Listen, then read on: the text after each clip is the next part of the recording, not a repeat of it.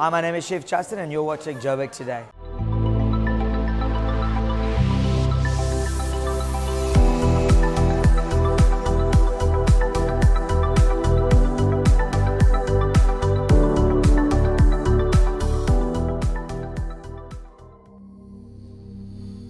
The city kicked off the month of September at the Brixton Cemetery last week for a greening restoration project that entailed green fencing and the planting of 2,000 indigenous trees.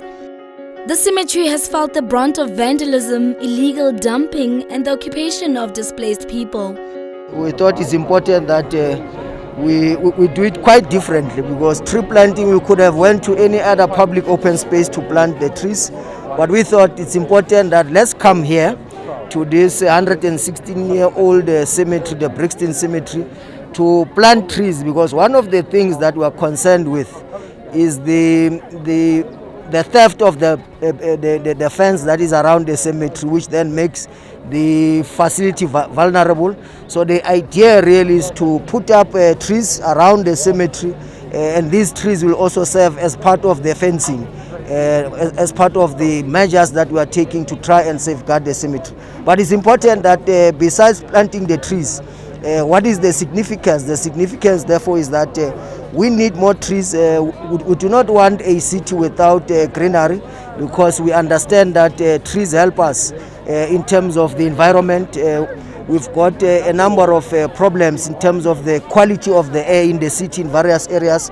So in responding to the quality of air, it's important that we put a number of trees, but also responding to the President's call to say let's plant at least 10 million trees in the next few years, so that the quality of air that we breathe becomes important. The MMC of Community Development, Margaret Arnold, stressed the need for communities to partner with government. Government can't always do things on their own. We need communities to come in. Communities also need to own up to the facilities in the area. For instance, we have flats and everything around here. It's also upon those people to come and look at what's happening here and report it. Because without them, they are our ears, they are our eyes. Without them, there's nothing that we can do. We find that our own people in areas, and I'm not just talking about the cemeteries, but of all other facilities, our own people are the people that destroy our facilities, and that becomes problematic. So partnership is very, very important. I always say that you buy a house, right? You will secure the house, you'll take out insurance, you'll do everything because you own it. The same needs to be with your facilities. Your ancestors are laying here, and you would not want them to be treated any other way but to get the best treatment. So partner with us so that we can ensure all the ills that happens does not happen. So it's very important.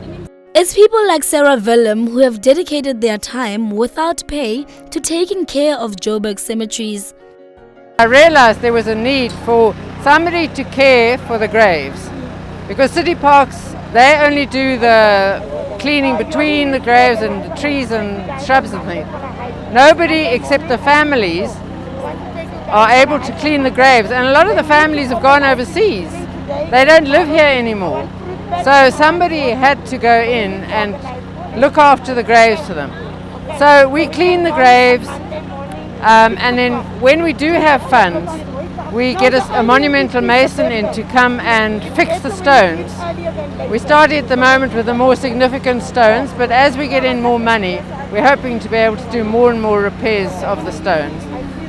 The Brixton Cemetery is said to have had its first grave in the 1900s, and since then, it has become a monumental burial site for different races, cultures and religions. But the question is, will the city win the battle to keep these facilities safe and clean?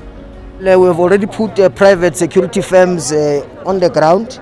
One of the things that we will be doing, working with the friends of the cemetery, is to ensure that the volunteers that are here volunteering their time, who do it for free, we need to be able to put them in a program run by the city through City Parks and Zoo, where they can be trained, provided with the necessary tools of trade, but also be given some incentive, whether it's an allowance monthly or so so that you deal with the problem of unemployment in the area, because I'm sure volunteers are volunteering because they might not necessarily have something to be doing during the day, therefore they have their time in their hands, so that you deal with unemployment, but you also deal with the safety of the park itself, but you also deal with the upkeep of the park, because it's not only getting people to safeguard the cemetery, it's also about the upkeep and the maintenance in the cemetery itself.